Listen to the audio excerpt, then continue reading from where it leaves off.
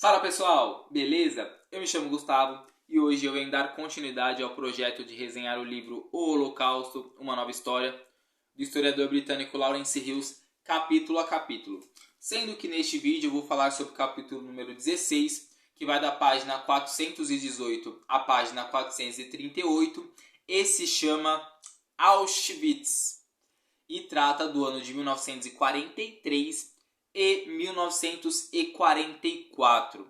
Antes de qualquer coisa, é muito importante situar um ponto. Este capítulo, e eu vou me prender a ele, portanto esse vídeo que vocês estão vendo não é um vídeo sobre Auschwitz, é um vídeo sobre o capítulo Auschwitz do livro do Lawrence Hills. Beleza? O Lawrence Hills ele não vai se prender a detalhes do campo, a explicar como eram as questões lá dentro. Isso porque ele já fez parte desse serviço durante todo o livro. Então, não existiam imensas especificidades de Auschwitz em relação aos outros campos. O que ele faz, na verdade, é traçar um panorama de Auschwitz e explicar por que esse campo foi tão importante em 1943 e 1944, correto? Então, só para lembrar, Auschwitz, embora fosse um campo de concentração alemão, se localizava na Polônia e é sim hoje o mais conhecido campo de concentração. Quando alguém te pergunta algo sobre antissemitismo, quando alguém te pergunta algo sobre o Holocausto, a tendência é imediatamente associar a Auschwitz. Mas, como nós vimos durante todo esse projeto de resenhar este livro capítulo a capítulo, existiram vários campos de concentração. Coexistiram vários campos de concentração, melhor dizendo. E Auschwitz era apenas um deles. Um campo importante? Sim. Mas durante muitos momentos nem foi necessariamente o que mais tirou vidas. Só que o que acontece é que, como foi dito em outros vídeos, o ano de 1942 foi o ano com o maior número de baixas de judeus na Segunda Guerra Mundial. Foi o ano que a perseguição mais aumentou, que mais tiraram vidas. Em 1943, começaram a ocorrer algumas revoltas em alguns lugares específicos. Então, por exemplo, houve uma revolta no gueto de Varsóvia, ou houveram revoltas em outros guetos. Revoltas, claro, pequenas, dada a proporção do que estava acontecendo, mas com algum impacto. Isso fez com que o Himmler parasse, refletisse e pensasse: vamos centralizar todos os judeus em um único campo e aí fica mais fácil de controlar, pelo menos em um único campo, todos os judeus que estavam na Polônia.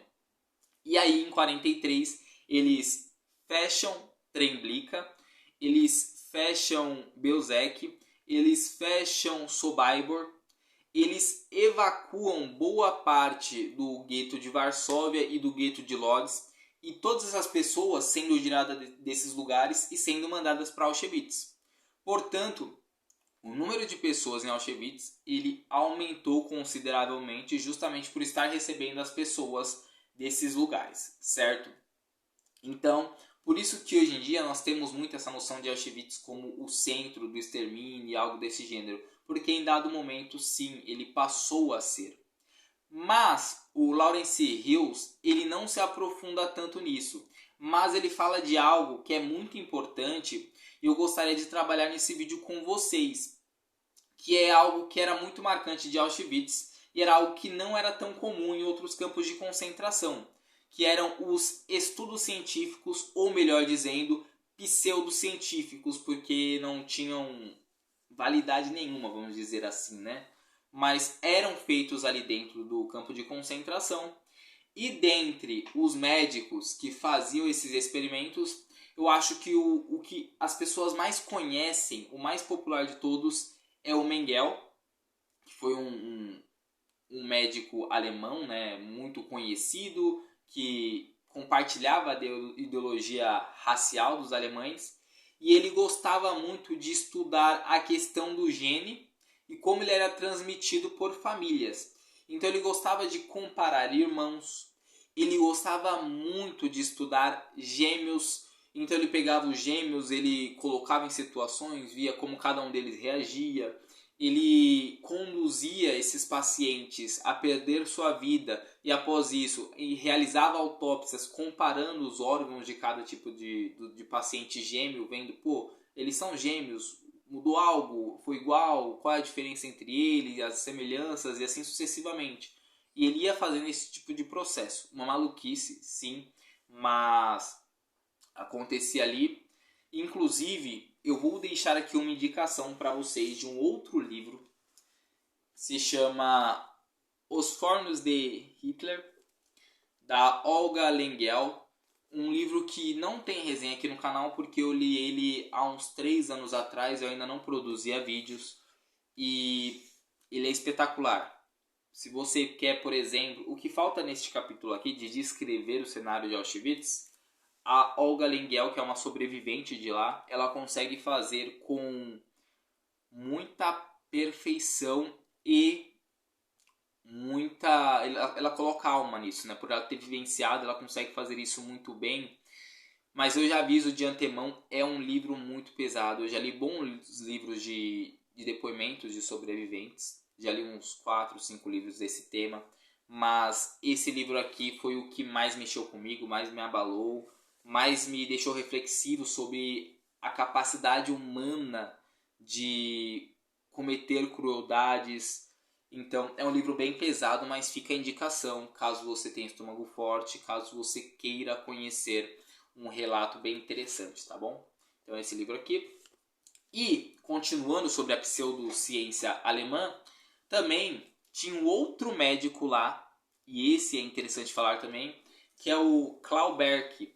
E ele já era o responsável por estudar a questão da esterilização, que é justamente essa questão de como fazer com que pessoas não reproduzissem mais. Então ele fazia testes a partir de injetar algum tipo de medicamento, alguma substância, exposição a raio-x, várias coisas dessa forma eram feitas para justamente ir fazendo com que as pessoas perdessem a sua capacidade de gerar vidas, certo? Muitos outros experimentos eram feitos também, tá, pessoal? Mas em Auschwitz, dentro deste capítulo aqui, são citados esses. Não quer dizer que se restringam a esses, não quer dizer também que se restringam a esses dois médicos. Existiam mais. A Olga, por exemplo, ela fala de vários outros tipos de experimentos que ocorriam ali, certo? Mas o Lawrence Hills cita esses dois e é por isso que eu estou falando deles aqui neste vídeo. E agora, mudando de campo de concentração, porque é citado nesse capítulo, temos também o campo de Dachau. Ele não foi desativado porque ele ficava na Alemanha. Então ali perto, né? Então não foi desativado, ele continuou a existir. E aí o que era feito no campo de concentração também tinha estudo de pseudociência lá.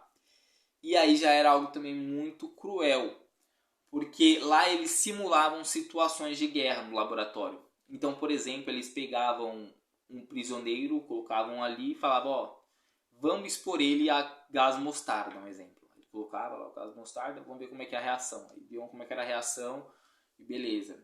Vamos expor ele a um frio semelhante ao inverno soviético. Eles colocavam ele lá no frio intenso, muito grande, para ver quanto tempo ele conseguia aguentar e tudo mais. Situações com água, situações que simulavam explosões, coisas desse gênero. E por que pegar prisioneiros e fazer isso? Porque a ideia era estudar como ocorriam essas situações no front, né, lá na frente de batalha, e como os seus soldados reagiriam. Então, a partir do momento que ele pega um prisioneiro e simula uma situação X do inverno, por exemplo, ele fala, pô, ele aguentou 3 dias no inverno, ele já deduz, pô, meu soldado tem pelo menos 3 dias, que ele vai estar um pouco mais saudável, né, do que o prisioneiro e tudo mais. Então, eles faziam esses testes nos prisioneiros justamente para ter uma noção mais assertiva do que ocorreria na frente de batalha. Enfim, algo muito cruel, mas um ponto aí que mostra como os alemães na Segunda Guerra Mundial eles chegaram a níveis catastróficos, né? Mas a minha função aqui foi simplesmente trazer o conteúdo do livro, tentar trazer um pouquinho de informação. Espero que eu tenha acrescentado algo novo para vocês durante esse vídeo. E é isso, eu espero que vocês tenham gostado do conteúdo. Teremos os 2 próximos e 2 últimos capítulos nos próximos 2 dias desta mesma semana. Eu espero que vocês acompanhem o encerramento desse projeto. Muito obrigado a todos que acompanharam até aqui, muito obrigado a todos que assistiram esse vídeo. Só um adendo, se alguma informação que eu falei aqui foi pesada, foi desagradável, sinto muito, a minha ideia é passar só o conteúdo do livro, tá bom? Mas é isso, pessoal, muito obrigado por tudo, tamo junto e um forte abraço.